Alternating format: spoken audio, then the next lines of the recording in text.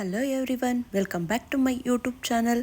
ಇವತ್ತಿನ ವಿಡಿಯೋದಲ್ಲಿ ದೋಸೆ ಇಡ್ಲಿ ಜೊತೆಗೆ ಡಿಫ್ರೆಂಟಾಗಿ ಮಾಡುವಂತಹ ಚಟ್ನಿನ ಹೇಗೆ ಮಾಡೋದು ಅಂತ ತೋರಿಸ್ಕೊಡ್ತೀನಿ. ಒಂದು ಮಿಕ್ಸಿ ಜಾರಿಗೆ ನಾನು 1 ಕಪ್ಪು ತೆಂಗಿನ ತುರಿನ ಹಾಕ್ಕೊಂಡಿದ್ದೀನಿ. ನೆಕ್ಸ್ಟ್ ಇದಕ್ಕೆ ಖಾರಕ್ಕೆ ಬೇಕಾಗಿರುವಂತಹ ಹಸಿಮೆಣಸಿನ್ಕಾಯಿನ ಹಾಕ್ಕೊಂಡಿದ್ದೀನಿ. ನಾನು 4 ಹಸಿಮೆಣಸಿನ್ಕಾಯಿನ ಹಾಕ್ಕೊಂಡಿದ್ದೀನಿ. ನೆಕ್ಸ್ಟು ಬೆಳ್ಳುಳ್ಳಿ ಸ್ವಲ್ಪ, ಹುರಿಗಡಲೆ ಸ್ವಲ್ಪ, ಇದಕ್ಕೆ ಕರಿಬೇವನ್ನು ಕೂಡ ಸ್ವಲ್ಪ ಹಾಕೋತಾ ಇದ್ದೀನಿ. ನೆಕ್ಸ್ಟ್ ಇದಕ್ಕೆ ಕೊತ್ತಂಬರಿ ಸೊಪ್ಪು ಇದನ್ನು ಕೂಡ ಸ್ವಲ್ಪ ಹಾಕೋತಾ ಇದ್ದೀನಿ.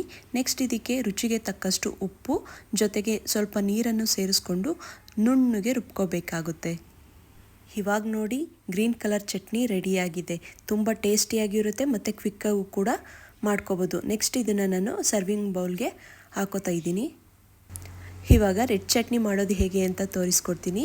ಸ್ಟವ್ ಮೇಲೆ ಒಂದು ಪ್ಯಾನ್ ಇಟ್ಕೊಂಡು ಪ್ಯಾನ್ ಬಿಸಿ ಆದಮೇಲೆ 1-2 ಟೇಬಲ್ ಸ್ಪೂನು ಎಣ್ಣೆನ ಹಾಕ್ಕೊಂಡು ಎಣ್ಣೆ ಕಾದ್ಮೇಲೆ ಅದಕ್ಕೆ 2 ಟೇಬಲ್ ಸ್ಪೂನ್ ಕಡಲೆಕಾಳು ಮತ್ತು 1 ಟೇಬಲ್ ಸ್ಪೂನ್ ಉದ್ದಿನಕಾಳನ್ನು ಸೇರಿಸ್ಕೊಂಡಿದ್ದೀನಿ.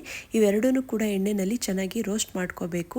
ಇದು ರೋಸ್ಟ್ ಆದಮೇಲೆ ನಾನು 4-5 ರೆಡ್ ಚಿಲ್ಲಿನ ಹಾಕ್ಕೊಂಡಿದ್ದೀನಿ ಮತ್ತು 1 ಈರುಳ್ಳಿ ಕಟ್ ಮಾಡಿ ಇಟ್ಕೊಂಡಿದ್ದೆ. ಇದನ್ನು ಕೂಡ ಸೇರಿಸ್ಕೊಂಡು ಸ್ವಲ್ಪ ಹೊತ್ತು ಫ್ರೈ ಮಾಡ್ಕೋತೀನಿ. ಈ ಥರ ನಿಧಾನ ಉರಿಲೇ ಇದನ್ನು ಫ್ರೈ ಮಾಡ್ಕೋಬೇಕು. ಇದೆಲ್ಲ ಆದಮೇಲೆ ಲಾಸ್ಟಿಗೆ 1 ಟೊಮೊಟೊ ಹಣ್ಣು, ಸಣ್ಣದು ಟೊಮೊಟೊ ಹಣ್ಣು ತೊಗೊಂಡಿದ್ದೀನಿ, ಅದನ್ನು ಕೂಡ ಕಟ್ ಮಾಡ್ಕೊಂಡು ಸೇರಿಸ್ಕೊಂಡಿದ್ದೀನಿ. ನೆಕ್ಸ್ಟ್ ಇದೆಲ್ಲ ತಣ್ಣಗಾದಮೇಲೆ ಇದನ್ನು ಒಂದು ಜಾರಿಗೆ ಟ್ರಾನ್ಸ್ಫರ್ ಮಾಡಿಕೊಂಡು ಇದನ್ನು ನುಣ್ಣಿಗೆ ರುಬ್ಕೋಬೇಕು. ಅದಕ್ಕಿಂತ ಮುಂಚೆ ಇದಕ್ಕೆ ಸ್ವಲ್ಪ ನೀರು ಹಾಕ್ಕೊಂಡು ಸ್ವಲ್ಪ ಉಪ್ಪನ್ನು ಸೇರಿಸ್ಕೊಂಡು ನುಣ್ಣಿಗೆ ಪೇಸ್ಟ್ ಮಾಡ್ಕೋಬೇಕಾಗುತ್ತೆ. ನೋಡಿ, ಇವಾಗ ರೆಡ್ ಚಟ್ನಿ ಕೂಡ ರೆಡಿಯಾಗಿದೆ. ಇದನ್ನು ಸರ್ವಿಂಗ್ ಬೌಲ್ಗೆ ಹಾಕೋತಾ ಇದ್ದೀನಿ. ಈ ರೆಡ್ ಚಟ್ನಿ ಅಂತೂ ದೋಸೆಗೆ ತುಂಬ ಚೆನ್ನಾಗಿರುತ್ತೆ. ದೋಸೆ ಮತ್ತು ಇಡ್ಲಿ ಎರಡಕ್ಕೂ ಕೂಡ ಯೂಸ್ ಮಾಡ್ಬೋದು. ನೆಕ್ಸ್ಟ್ ಇವಾಗ 2 ಚಟ್ನಿಗೂ ಕೂಡ ಒಗ್ಗರಣೆ ಕೊಡ್ತೀನಿ. ಅದೇ ಪ್ಯಾನಿಗೆ ನಾನು ಸ್ವಲ್ಪ ಸಾಸಿವೆ ಮತ್ತು ಜೀರಿಗೆ, ಕರಿಬೇವು ಇಷ್ಟನ್ನು ಕೂಡ ಹಾಕ್ಕೊಂಡು ಸ್ವಲ್ಪ ರೋಸ್ಟ್ ಮಾಡ್ಕೋತೀನಿ.